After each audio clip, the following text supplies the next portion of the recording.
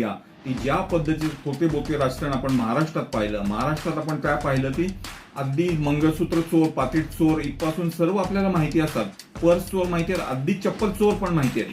परंतु यावेळेस महाराष्ट्रात आपण असं राजकारण पाहिलं की ज्याच्यामध्ये चिन्ह चोर, पक्ष चोर, आमदार चोर हे पद्धतीचं गलिच्छ राजकारण या युती सरकारने या काळात केलं.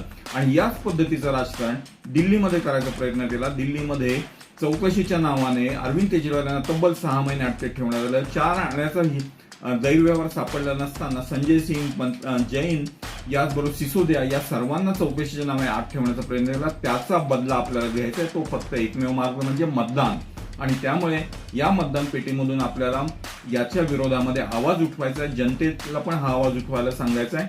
आणि या मतदानाचा जोर इतका असायला पाहिजे की याचा शॉक, याचा झटका हा मोदी शहांच्या दिल्लीतल्या खुर्चीला बसला पाहिजे. धन्यवाद.